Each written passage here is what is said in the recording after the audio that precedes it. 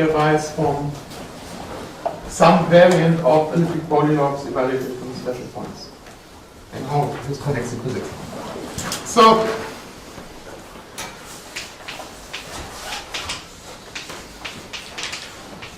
the main factors in what I'm going to consider are some iterated intervals. I'm just going to throw the definition in your face, and I'm going to tell you what the ingredients are.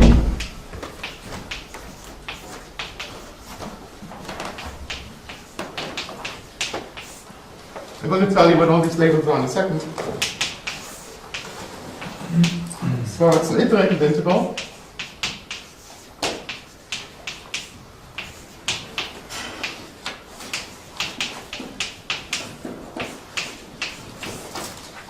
Where you have one form dz, and then some object is called g with a superscript n, that I will define in a second. And then here I have the same object, which is one index less.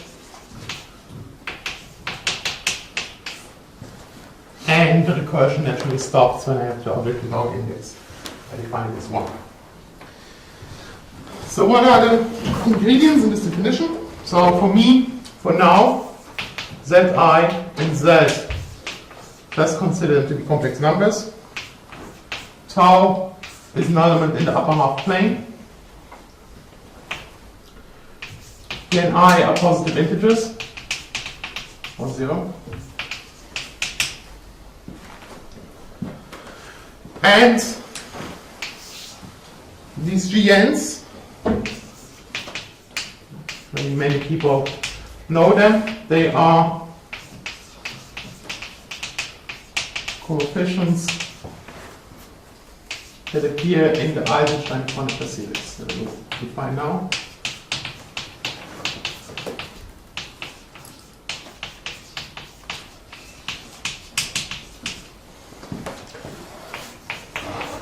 So we consider the following function, f of z, alpha, and tau. This is what the experts would immediately recognize it as the Kronecker-Eisenstein series at the Kronecker side.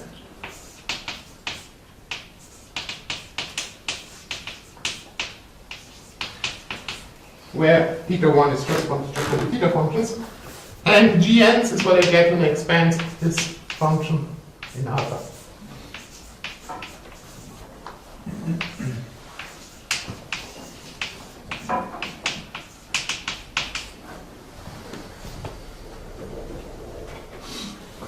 Okay, so that's the definition of my basic objects. I'm not going to discuss when everything converges. Let's just stay at a more colloquial level. So some of the properties of these objects Gn, which of course play the central role here, you can easily check by just spending this out that G0 is 1. So θ1 is the Jacobi theta function, right? Yes, Yeah. θ1 is the Jacobi theta Yeah. function. And And the derivative is for the first argument. yes, this is still The first, yeah. when n is non-zero, then the Gn are quasi-periodic.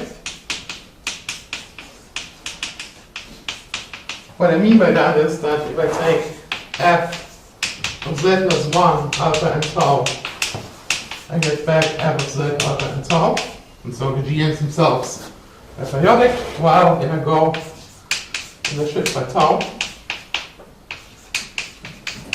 then I pick up a phase vector.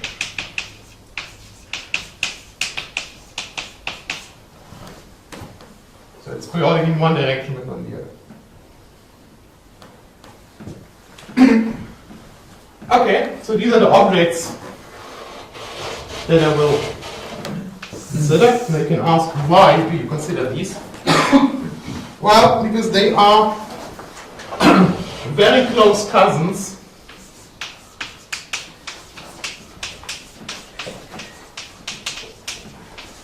of elliptic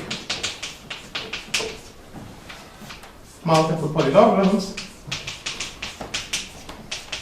That's defined by Francis Brown and Andrew Levin.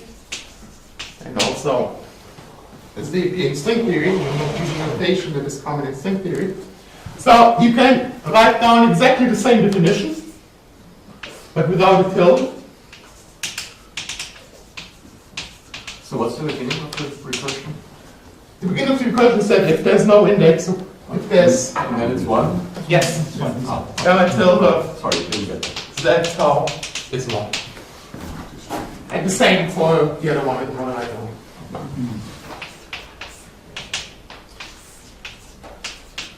So I'm going to write down essentially exactly the same formula, except that I remove the tilde and I, instead of little g's, I use little f's.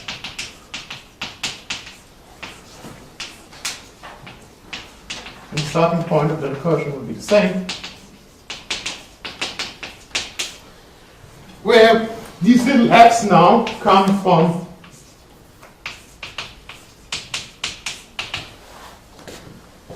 expanding something that is almost the conical Eisenstein series.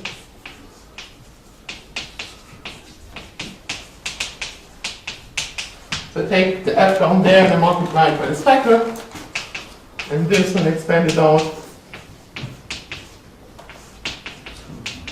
using the little x. And you can easily convince yourself that this anti-holomorphic exponent is now engineered so as to absorb this exponential factor here. When you strip z by 1, of course, this doesn't change because you take the imaginary part, which is by tau. Imaginary part of tau divided by the imaginary part of tau drops, and the precise equivalent base factor. So this omega here is now periodic. So that's a well-defined object on the elliptic curve. Okay, so you see these two objects are very close cousins. So if you want gamma, that is the elliptic polylogarithms, that one is periodic but non-holomorphic because I have z.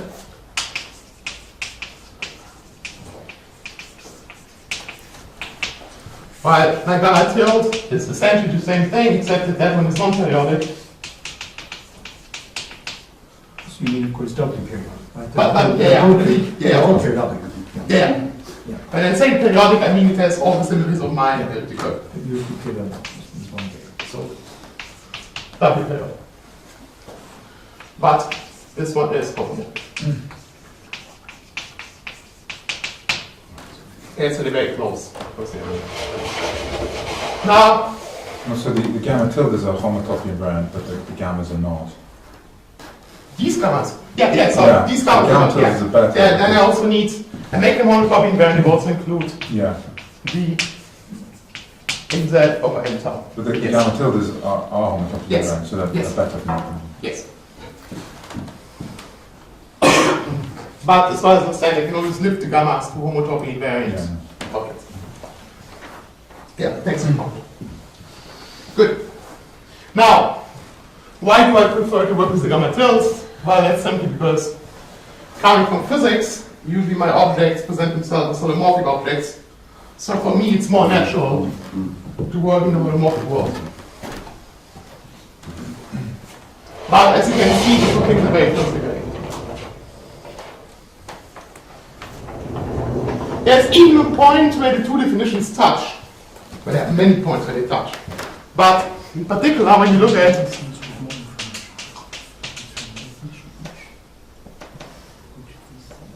So I was just thinking, it looks like the gamma has actually more information, not because each gamma will be a polynomial in the imaginary part of Z, and the constant term is that. Whereas from just the constant term, you can't write down. It's like quasi-multiforms and nearly holomorphic multiforms. Yes. It's actually, I mean, for this thing, you can get that thing, but not vice versa. Not this way. That's a good question. I never asked myself if I can recover one from the other. Well, in one direction you can, because each coefficient here, because of the inductive definition, is a polynomial in imaginary C. Yes. With polymorphic coefficients. Yeah. And the constant term in that expansion is the gamma tilde. So Yes. gamma tilde is included in gamma, but not in any obvious way, Okay. vice versa, maybe. I don't know Okay. this. Okay.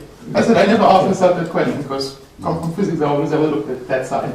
When you say physics, you mean field theory physics, right? Yes. If you're doing string theory. Same thing you end up on the course, yeah. No, he said physics, not string theory.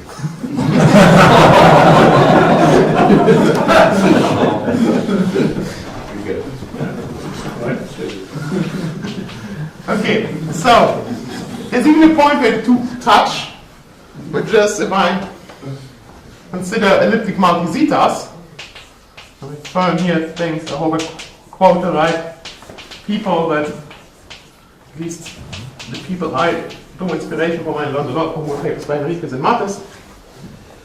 So they are essentially either of them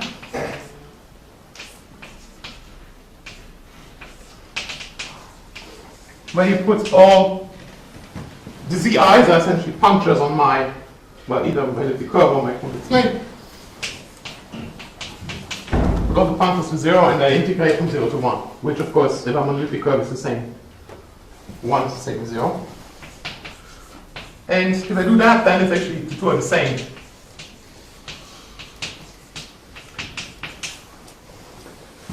Why? Because I integrate over the real segment 0, 1, where in z is 0. And then, as Don pointed out, one is contained the other, so at least here they touch for precisely that reason.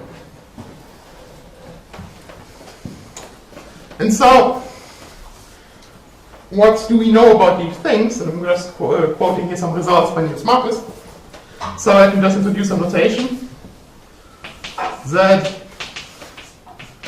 is the Q algebra of MZBs, ordinary MZBs, not elliptic. So zeta 2, zeta 3, and so on. EZA is my Q algebra of elliptic MZBs. The A just refers to the fact that I integrate over one of the two cycles of my torus. I could also choose the other one that would give me what's sometimes called B type. So it's only a definition of an elliptic MZB. Yeah, if you want. I just define these quantities as put all the zi's to 0 and integrate from 0 to 1 on the real line. And let me consider TE check. This is the graded dual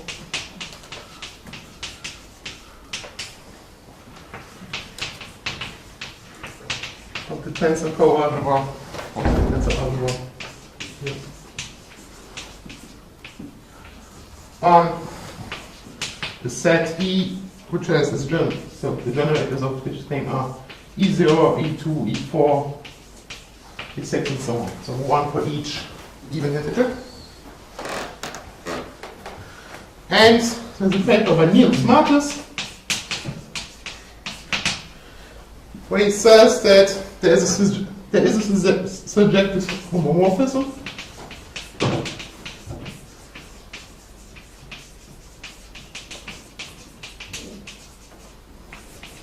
psi A, which goes to my elliptic zetas through essentially this thing, but my coefficients contain zeta values and also pairs. Surely it's injective, not surjective? So it's injective, yeah, because not everything here corresponds to something here. Yeah, it's in. Yeah, it's in sorry, yeah. Thanks.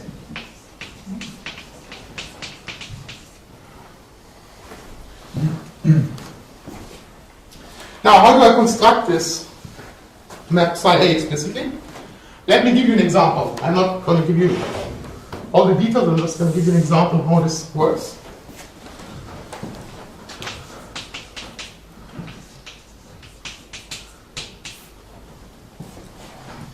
So, let's consider omega 2, 3, tau. I just pick one at random. What I can do is, there's a result by Enriquez,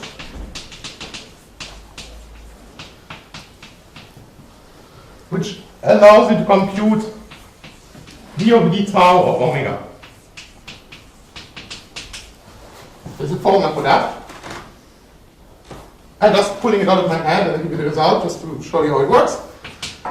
And what you get is, in my normalization 5, tau divided by 2 pi I, G6 tau omega 0 tau plus G0 tau omega 6 tau, where this is just Eisenstein series. You mean D of omega? Yes, okay, yeah. Otherwise there's no detail. Yeah. It's too much. Sorry. Like when I go to the gammas, I want to use the D because I have more variables, but here it's enough to talk to you any time. And this thing, I just say by definition is 1. It's like the condition 0.0. Is this a special case? Do you sometimes get something in between these extremes? Which extremes? There's a formula with many terms. This particular case. But here you have the 6 on the left or the 6 on the right. No, you also get things in You between. get non-trivial sort of sweet. Yeah. It just shows something where I have 2 terms because it is. They don't want to lose time writing long formulas with many summations. So in general, what you get is when you compute d over d tau, it's always it's a Q-linear combination of eMPLs and with coefficients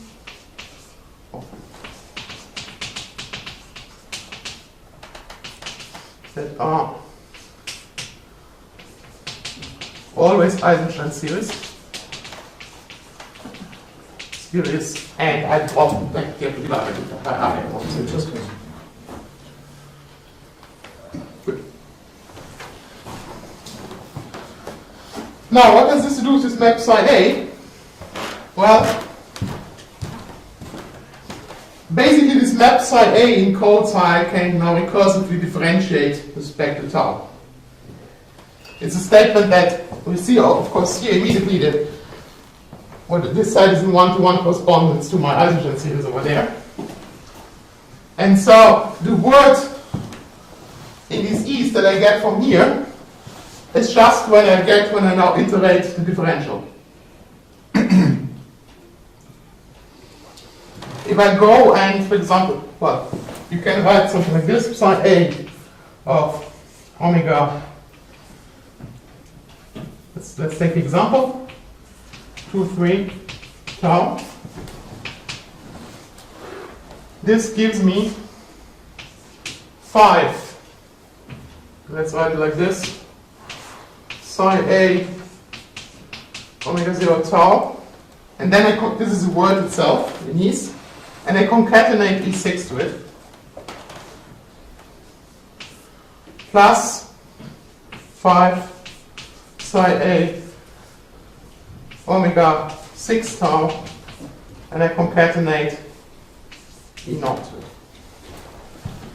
And then I go recursively until I exhausted it. What would you do with the 2 pi I?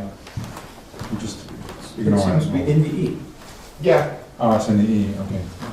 E corresponds to Ah, I see. Yeah. Is this related to some F-alphabet representation? Sorry? Is this related to some F-alphabet representation? Alphabet representation. As far as understood from Niels, but then we'll look into it, this should be like the equivalent to eMTVs, but maybe Francis can comment. I never looked at the details on that. I think it's like I said. Okay. Now, another much more pedestrian way of looking at this is to say, differential respect to tau, so I have a differential equation, and I can also integrate back. So, from there you immediately see that what you actually get is that I can always write my elliptic eMPLs as iterated integrals of Eisenstein series.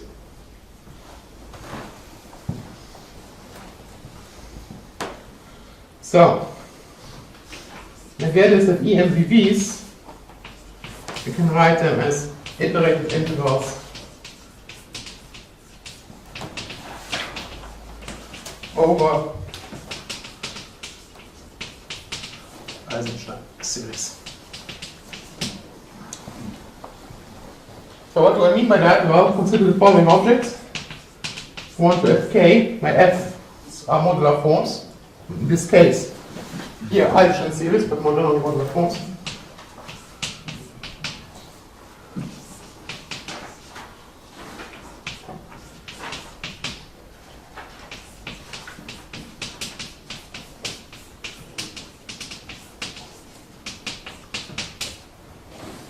Just define the integrals. Of course, this thing may blow up with the cusp, but you choose the tangential base point here. This was over. What do you do at the cusp? I choose the tangential base point, Tangential base. and basically I throw away all my log divergences. You throw away all your looked at. Yeah, and this was brought up by Francis in. You take the Hadamard finite part. Okay. Have you normalized your Eisenstein series? Is it Here, with- the ones that I chose here are just the ones that are the usual double sum, the Eisenstein double sum. So the first Fourier coefficient is Not one, or it's- the Q is coefficient of Q is 1. here I chose the one that is pi to the Wait, weight. no, it's 2 pi I to the k over k Yeah. minus 1 factorial. It's Okay. the original sum. It's Yeah, The original, the Yeah. sum, thank you. the Sorry. actual double sum. yeah. What to do with G2? G2, okay, that's what, the one it is in here. When I say Eisenstein, it is in there, and also these iterated integrals. From now on, I will always just say modular forms, but I include also G2. So that's not an amorphic. You can make G2 modular form by transformation, right? No, it's quasi-multiple form. It's not an amorphic, so you can extend it to. No, but not polymorphic. It's not It's very. not normal. So in my opinion, you include the 1 over tau to square.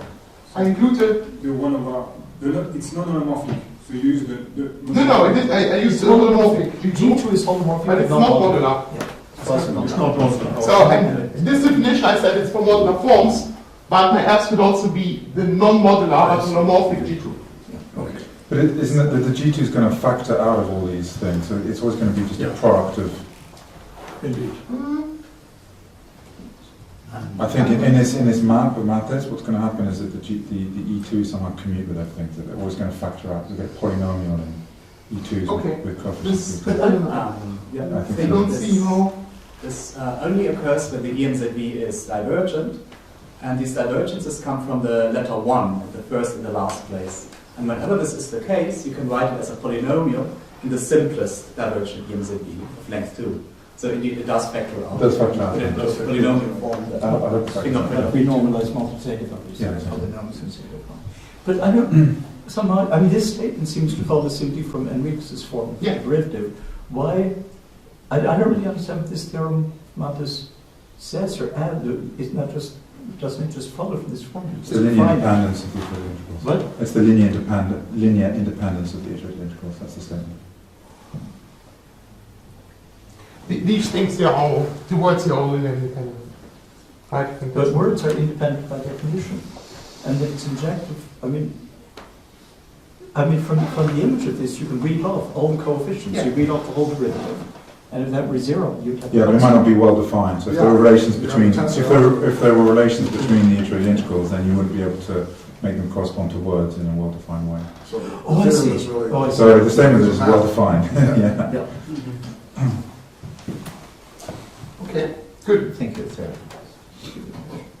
So, now, for the physicists in the room, and then you also see why we're interested in this, is that this was very much what we would call symbol, and this map side A is nothing but a symbol map for these ellipticals. Okay? Those who don't know what symbols are, it's a material, that's why I didn't go that way. For the physicists, what this whole thing is that comes now is a spin-off of how to define like symbols and so on these gamma tills. But this basically work is explained in the paper by Francis, how you can do that. You just need to work it out with the gamma tills. Now, for the purpose of the talk, I don't want to go that way. I just discuss a spin-off of that construction, which is hopefully more interesting for mathematicians. But for the physicist, think of it as a spin-off that comes out of a simple construction for the gamma tills. So, in the simple construction, what was very important was the differential. I need the differential, and then this decomposition map or symbol encodes successive differentiation. So I need to work out what is the differential of that guy. But now, the total differential with respect to all of the variables, opposite i's, the z, and the tau. Now, how do you do that? Again, I'm not going to give you long formulas, which are not very helpful. And I'm going to tell you algorithmically how you do it. So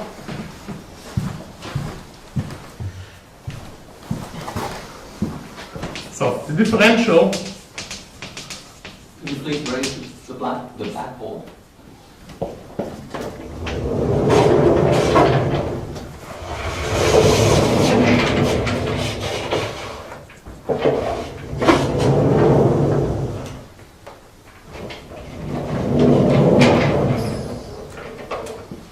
So the differential of gamma tilde.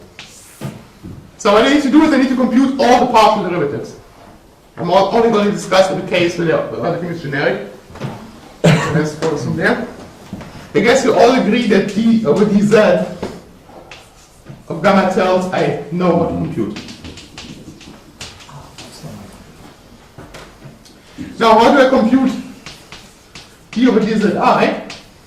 When I write gamma tilde, I always mean the same thing. I just don't know when I write it. What I do is I differentiate inside. So I get dzi and I z prime minus zi and tau. And I guess you all agree that this is minus dz prime g and I z prime minus zi and tau. And then what I can do is I can integrate my parts. That's why I like holomorphic things. And then, of course, I need something like partial fractioning. That's what I would do if this was like 1 over linear factor. This exists.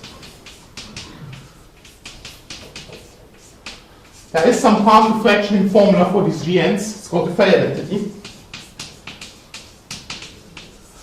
So let's go there, just call it like partial fractioning. It works exactly the same way, just gives you many more terms. And then you can compute all of these things. So is the point that in the Fay identity you only get g and i's of lower, Yeah. they only go down? Yeah, so I only go down and then at some point I stop because I exhausted. Yeah, okay.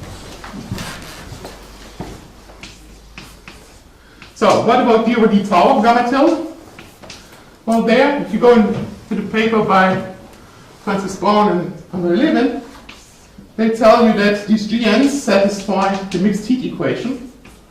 The name is not important. What is important is that what it means. Namely, it means this. I can exchange the derivative with respect to the first and the second argument.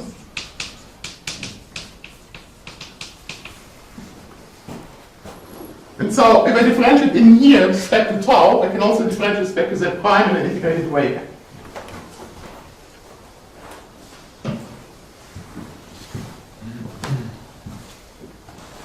And if you do that, again, I will just give you an example.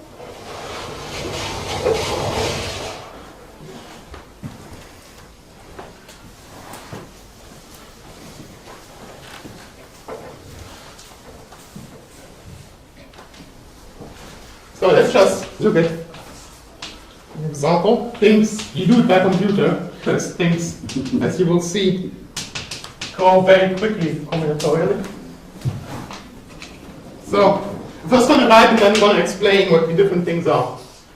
Omega 1, 2, gamma tilde 0, 0, z3 tau, plus omega 1, 2, 1 minus omega 2, 0, 1 gamma tilde 1, z1 z3 tau, plus omega 3, 1, 1 minus omega 1, 2, 1 gamma tilde 1 z2 z3 tau plus omega 1, 2, 0 gamma tilde 2 z1 z3 tau plus gamma tilde 2 Z2 Z3 tau plus omega 1 2 minus 1 gamma tilde 3Z1 Z3 tau plus gamma tilde 3 Z2 Z3 tau, where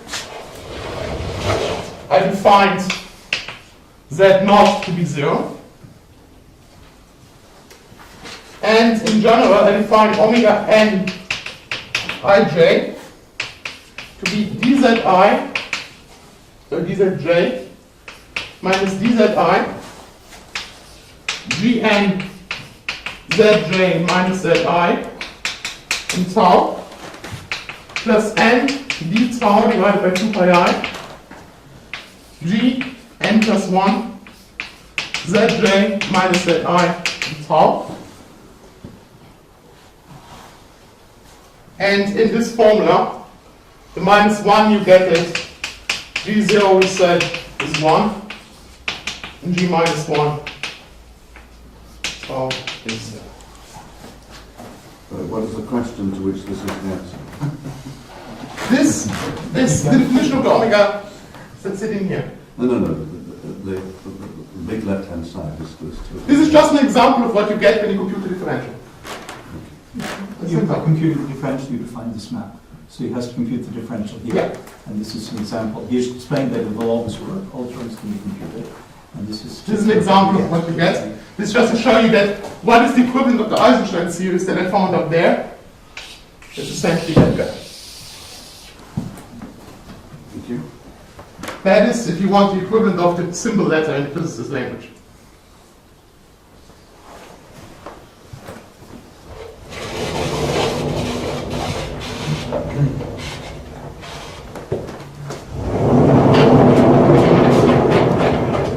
Okay, good. Now I'm going to look at something much more specific. Now come the torsion points.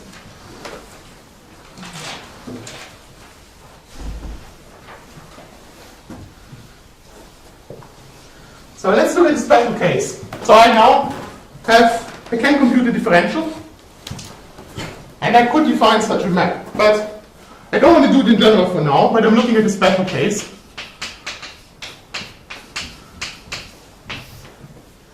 Where let's say that all my zi's that appear in there, and also my z,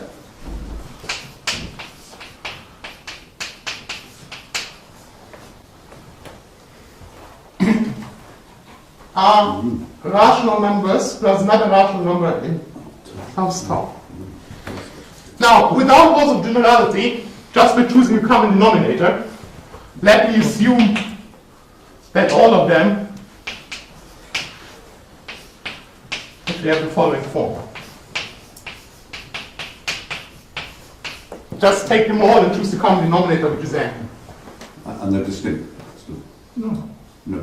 This one, no. No, not here. Okay? So then I can go and play the same game. Nothing prevents me from doing that. In order to go on, it turns out that it's convenient, instead of using these little g's, I had little g's at the beginning, which were holomorphic but only quasi-periodic, and little f's, which were non-holomorphic but doubly periodic.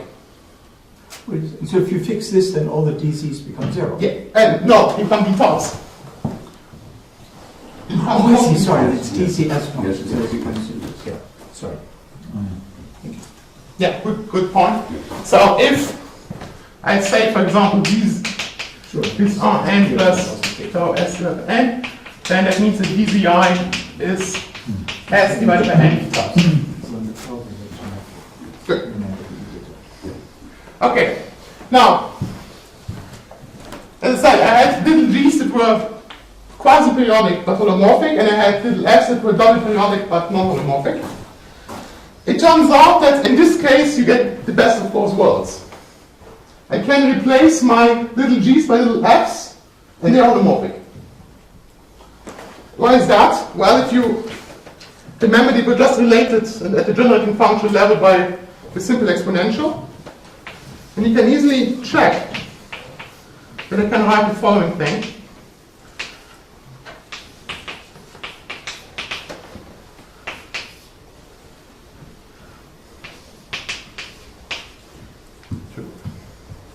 That again? Minus 2 pi I s to the power a, divided by a factorial n to the power a, f n minus a, r divided by n plus tau, tau. And you can also write the inverse relation between f and g, and if you see that all the f's are holomorphic in tau. The reason is that it only depended on the imaginary part of zi divided by imaginary part of tau and the constants. So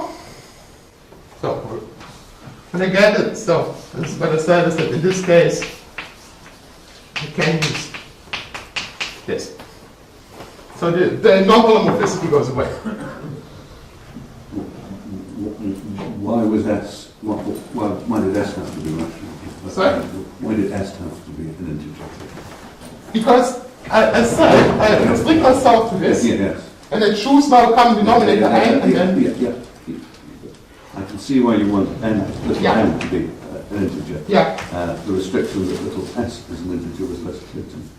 I suppose it's If z varies in a nonlinear way in tau, then it's not modular invariant. The only modular Okay. invariant way is this. That's exactly what is coming now. Yes, indeed. That's good. Because what the other property of the little x that the little g's don't have, but I didn't mention is that the little f's have nice modular properties. Thank you very much. So let this go. You also find in the paper by Francis Brown and Van der Leeuwen. The f's have nice modular properties. But in some sense, if a z goes to z plus tau z, then the s is changed. So the coefficient of the s is not modular in some sense. No, On the no, G but the side. gamma is in gamma then. Yeah, you have It to becomes put level. modular of level then. Yeah, Oh, exactly. cool. Oh, yeah, the one with the- That's exactly what's going to happen now. Yes. Thank you, thank you, quite right. And that's why you... Of course, absolutely.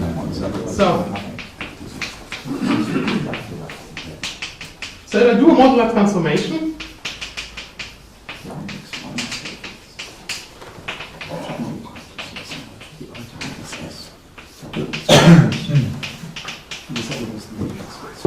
yes, transform like this. And so,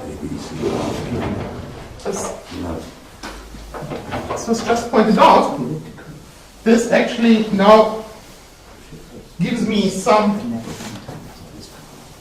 functions that transform nicely under the congruence subgroup gamma n. Namely, let's look at following objects, functions of tau only. I define them to be my f's evaluated at these special points.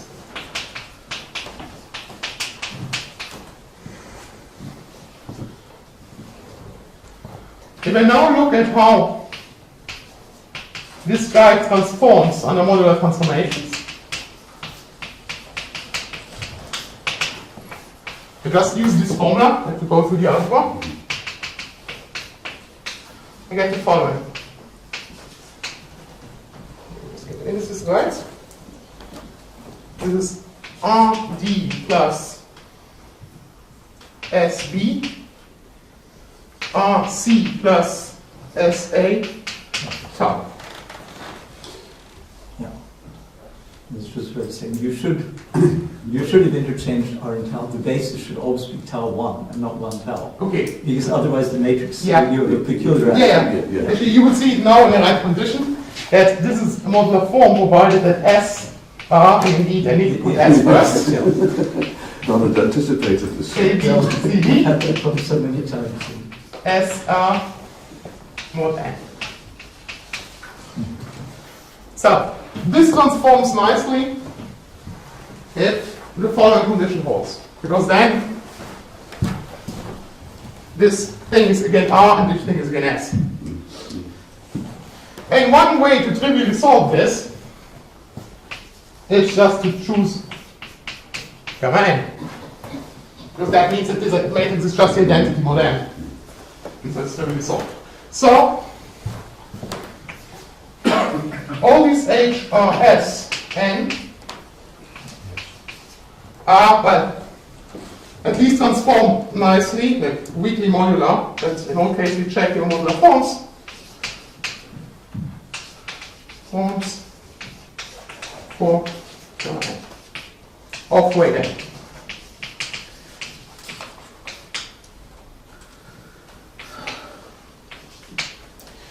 Okay.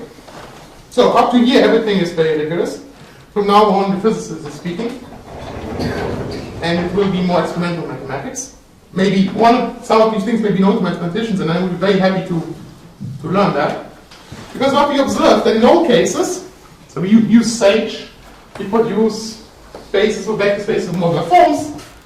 In all cases, H, N, R, S, N is actually not a modular form, but is in the Eisenstein subspace of gamma n.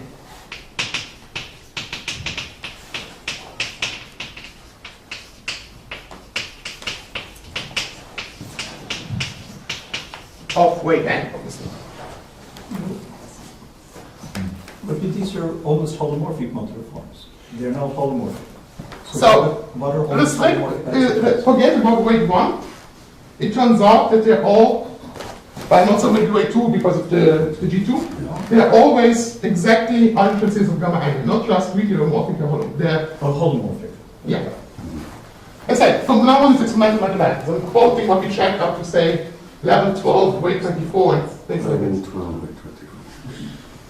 Then we extrapolate and conjecture that we hold in general. But from now on it's experimental mathematics. So then can I make a quick comment? I think you've got iterated which goes on sort of the universe elliptic curve, and they're somehow mixed state, and so there might be a Hausdorff reason why they have to be Eisenstein. Okay. That would be interesting to know. As I said, I'm just quoting the observations that we make. I'm not claiming that I understand why it is. Because you find more. You actually find that they always span all of the Eisenstein series. These are actually a spanning set for the Eisenstein subspace of weight n of gamma n. You have all of the Eisenstein series. Again, this is purely empirical. Now, of course, just by counting dimensions, these guys have n square of them. The formula is in R and S. Here you have less, so there must be some relations. It turns out that, again, empirically, you can describe all the relations. They're precisely 2.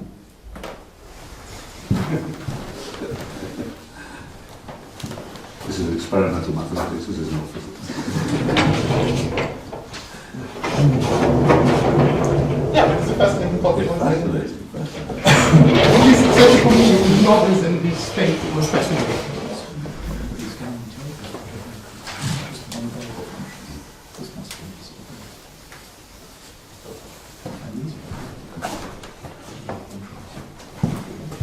So what are the relations?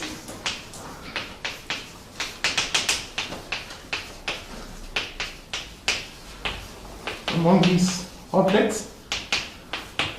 We have precisely 2 classes. One is just some reflection identity, which is just a constant of the fact that these Fn's have well-defined parity under Z minus Z.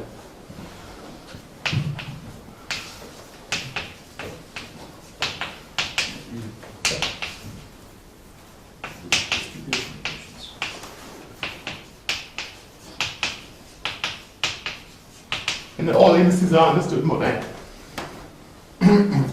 And then there's one that is really experimental. I'm going to write it down and then give you the kind of geometric interpretation of it.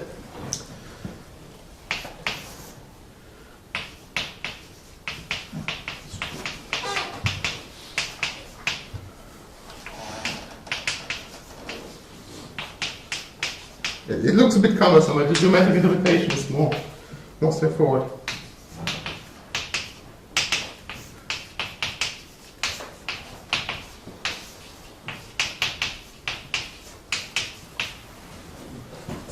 I'll explain all the ingredients. And this has to hold for every divisor d of n, and for every rho sigma between 0 and d. So let me give you a picture of what it means. So is the first one you can prove, or is the first one only proof? This one is just a direct consequence of the fact that f of minus c is minus 1 to the a and No, I think these you can prove both. This This one. Let's hear the statement before. This is the statement. It's written. No, but It's called the distribution point. but I'm sorry because I'm slow. It's very interesting. I need to decode it because I can't read very well what the constraint is on the summation and what lambda f is. Okay. So lambda f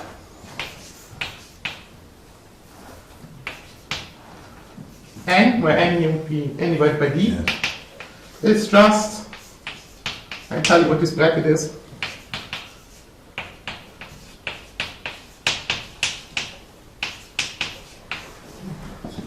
When I write the pair Rs, I mean R plus S times tau, that's possible. Yes. Yes. Now, what are they? I can give you an example. D over n of the Kronecker symbol? Sorry? Is D over n? Or? No, this is just d over n No, literally. this is the Could have been a Jacobi. There's a restriction on n for these?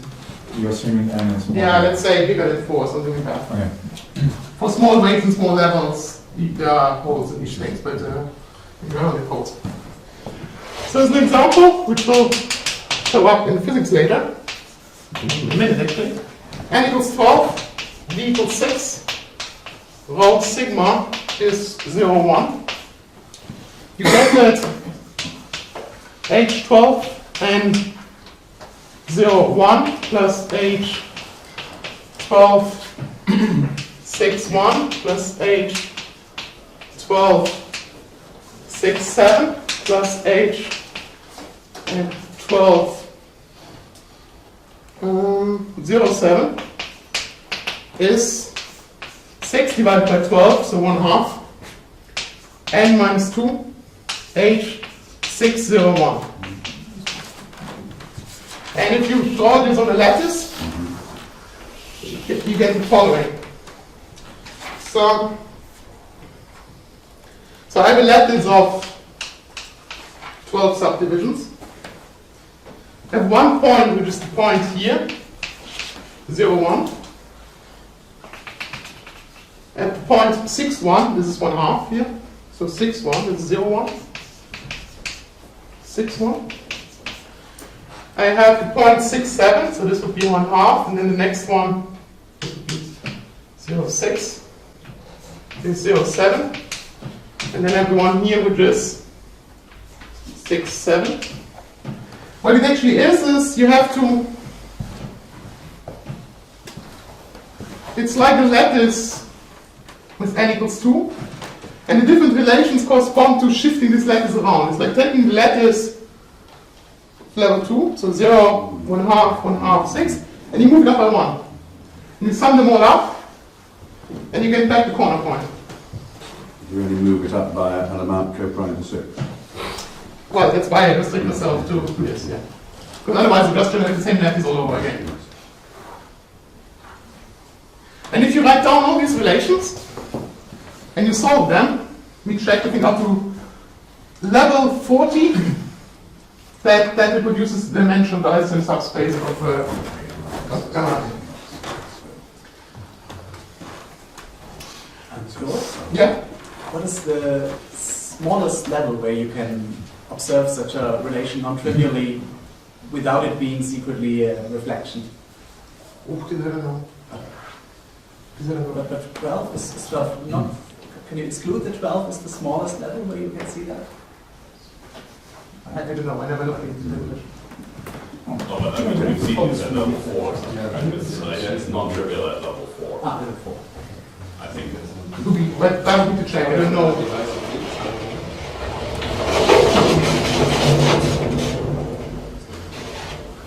Okay. You can actually solve these relations explicitly. So especially the circular. The first one is clear, it's just reflection, it's just mapping things in the upper half of the lattice to the lower half. You can solve it explicitly by noting that whenever, imagine this was, how should I say, this tells you that all those where your indices have a common, so you start with n, imagine you start with nrs, that are not co-prime, then they reduce to some lower level, and then I can reduce them. So you want to do left over precisely the triplets nrs that are co-prime. And you can again check up to level, I think this will be 40, that this is indeed the basis of Eisenstein subspace for gamma n. Again, I would be very happy if either people tell me that this is known or No, Don's going to do it this afternoon. Not quite, but this cannot be. So first of all, this shouldn't really have anything, I think, to do with the n. What you're doing is you're passing from a lattice to the lattice just multiplied by d, or maybe n over d, and you're projecting. But you can do that even if they aren't torsion points. I think the statement is that the h is a function of z and tau. If you take all points z which are congruent to given z0 modulo d, 1 over d times the lattice, then they add up to the same hn. And then if that's true, you just differentiate, and that must be such a simple statement. Yeah, that must be I don't know. it's very difficult, but it cannot be very, very hard. It's too, this is called the distribution relation. It's very, okay, now let's put it all together. We're also slowly coming to the end. I guess we start with 5 minutes late, right? Yeah, I think. Yeah, 10 minutes should be enough to Yeah. get to the essentials. Yeah, let's remove the spectrum of something beautiful. So let's put it all together. So what I have now is I have a formula for the differential.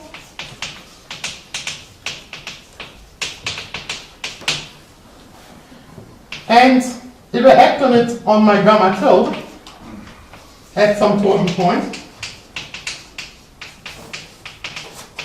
of level n, I always find that the differential involves Eisenstein series for gamma n.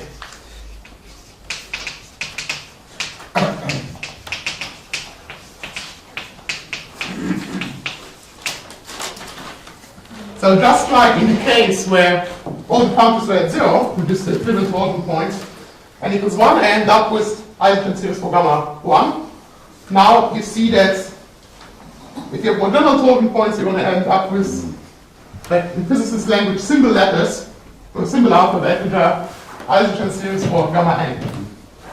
And you literally recover immediately the results that Niels had in the modular setting.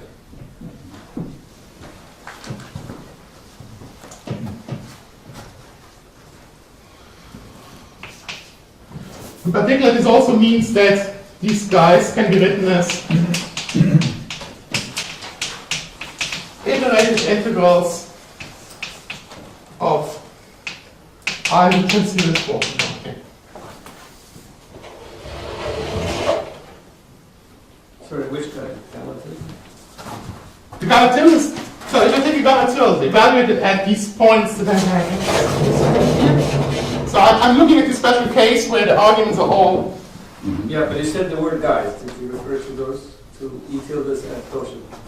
Yeah, if I take my gamma tildes at these points, with a common denominator n, then I can always write them as iterated integrals of Eisenstein series for gamma n. At least conjecturally based on experimental mathematics. But then Don says that if you know everything about the gammas, then you can extract the information about the gamma tildes. And so why can't you, why is it still a conjecture?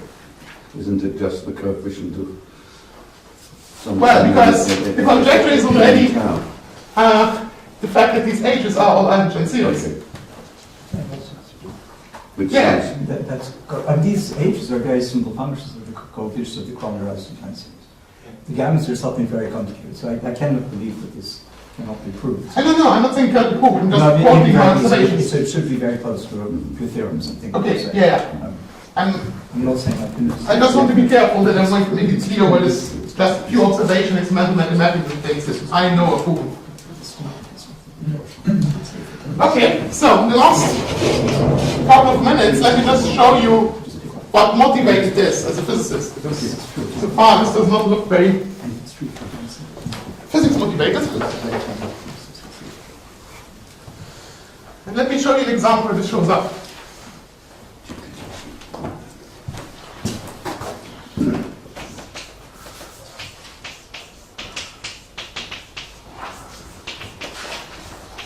And as most physicists that talk about elliptic functions, I'm going to look at the summary graph,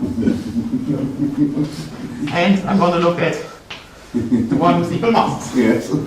Surprise, surprise. Surprise, surprise. Now, of course, I think I don't need to introduce the thing too much. Many people in the room will contribute to it. Spencer Bloch, Pierre Van Hoof, David, Stefan Walser, Christian Bogner, so many people here have made deep contributions to it. In particular, let me just highlight one paper because that will appear in the following. These Adams and Stefan Walser, they have shown that we can write this object as iterated integrals of Eisenstein series for gamma 1. Yes. Gamma 1 as well. And also I think the paper by Spencer and Pierre was a And make us leaks out of it. Yeah, So yeah. Probably forced us to. Actually, we will see both the 12 and the 6 in a second. Okay. I'm just quoting it, but also I think Stefan will talk about it on Friday, I suppose. So that's why I'm not going to dwell on it. I'm just going to say that I'm not going to claim that it's the first time that you see modular forms in this context. So, however, my approach will be slightly different. So now I'm just throwing at your face, at those who were at the talk last week. So if I start from here, I have Feynman parameter integral, which is an algebraic object. Those that were to talk last week can easily infer, or hopefully easily infer, the others just have to buy it, that I can write this thing in terms of gamma tildes. I don't have the time to go through that, but you can do that. And it's actually gamma tildes where Vi and Z, as I followed the notation at the beginning, are in the following set. So they're all of the form R divided by N plus tau S divided by N, where N is equal to 12,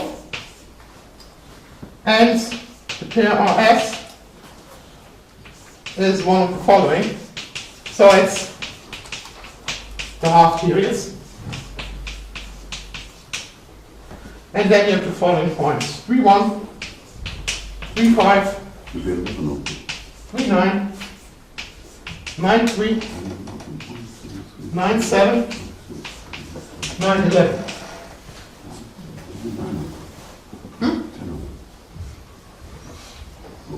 Just continue. Yeah. Out of time almost. I need 5 minutes. Yeah, no, just. Good. So, from what I've told you, well, these are clearly total points of order 12. That means that this thing, from the Feynman parameter representation, I end up with iterated integrals of modular forms for this scale. So, there is some normalization factor I'm not going to comment about. And then I1, this is just a modular form 1 of weight 0. And then here I'm just going to write 0, 1. What I mean by this is h of weight 3, 12, 0, 1. Just no longer to flat the notation. Tau plus 2i 1, 6, 1. Tau minus 2, 1, 0, 5. Tau I 1, 6, 5. Tau. And there are 8 more terms. Because I'm running out of time, I'm not going to show them, but I want to show 4. So each of these terms is an iterated integral of Eisenstein series of level 12. And now, let's look at what we have here. So we have here The 1 is of course trivial, but then I have h 3, 12, 0, 1 plus h 3, 12, 6, 1 minus h 3, 12, 0, 5 minus h 3, 12, 6, 5. But now you see it was with the minus sign, and they have odd weights, so you can use the reflection identity and turn the minus into pluses. 2. 0, 1 plus h 12, 6, 1, 3 plus h 3, 12, 0, 7 plus h 3, 12, 6, 7. And if you look at the example that they gave you, it's no longer on the that one there, that was on here. You see that this is 1.5 h 3, 6, 0, 1. And so the final result is like an interlude. You can write it as this normalization factor 18 divided by 1/2 I1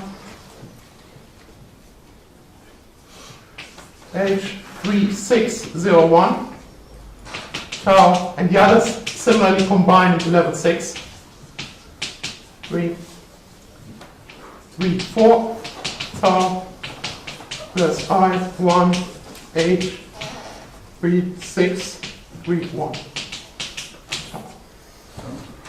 Yes? So since the elliptic curve is a modular curve x16, it's really gamma 16, not gamma 12. Actually, it turns out, let me comment on that. It turns out that these guys we checked, they are not in gamma 16, they're in gamma 6.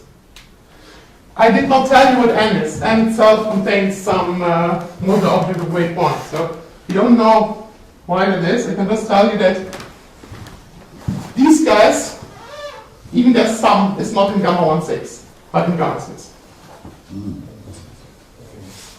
But there's n, okay? It's modular curve, so It's got nothing to do with that, I think. I'm sorry? Has it got anything to do with the fact that the elliptic curve happens to be modular? I don't think it's got anything to This do I with don't know. I'm just saying that it's not gamma the fact that 16. the elliptic curve corresponds to a point on a modular space, or on a modular curve. This I don't know. so but you can't directly get the expression with for gamma 6 from the Feynman. We can. We start from here. We Yeah. get the expression of gamma tilde, and from there we get that guy. The way you explain it, you do something for gamma 12 and then you use the same. Yeah, of course, you go to gamma 12, yeah. But you get the iterated integrals of modular form from the final parameter integral. So why can't you just directly get the final answer? Because our punctures here are, in particular here you have 1, 12. The punctures are at 12. Maybe there's a way to organize it differently. I'm just saying here that what you get from the final parameter integral has a 1/12. Which I cannot write as a 6. It's not maybe. Maybe you're inspecting if you can, but It depends how you define your tau. So it it should should be- be two periods. Yeah, I mean, if you define If you do another choice, no, we just took this choice. yeah, I'm just on the Yeah. way to Okay, PR. I mean, if you use a different, yes, not just for two, then you get the That could be. I'm saying that because the free loop one, before equal mass, you know, it's a negative free load. So should we first So it's important that there is gamma. You understand, okay.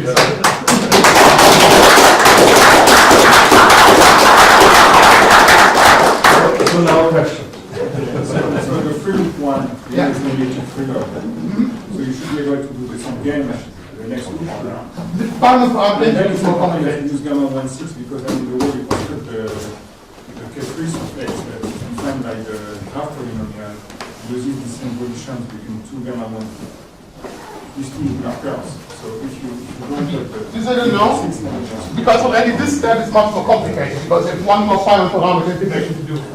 So far we were not able to do that integration because of final parameters for the previous graph. whether you can treat them. I'm not saying it cannot be done, I'm just saying at this point they don't know the answer because we were not able to do the first step as an integral. So Francis, Yeah, so I'll be quick.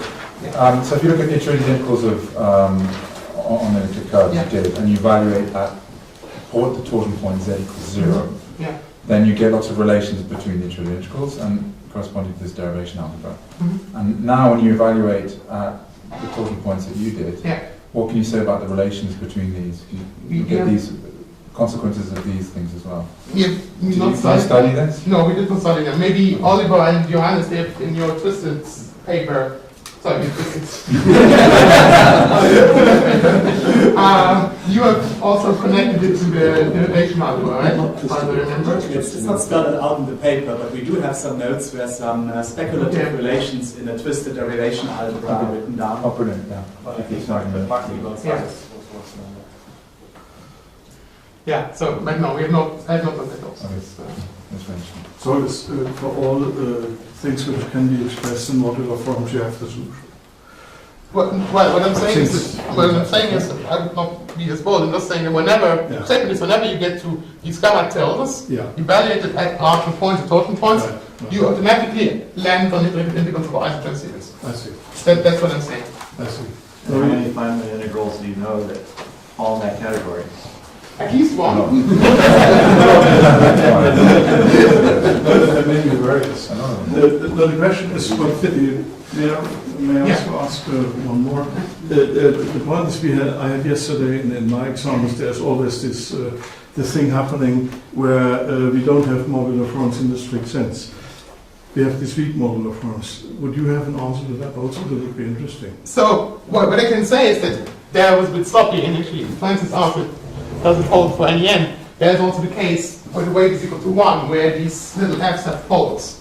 So these things may actually also, they may not be modular forms, they may be weakly modular, but I've not studied that. I see. So this Just is saying that in the case where n is equal to 1, these things may have folds. Okay. Do we have any more questions at the moment? Not? Then let's thank you.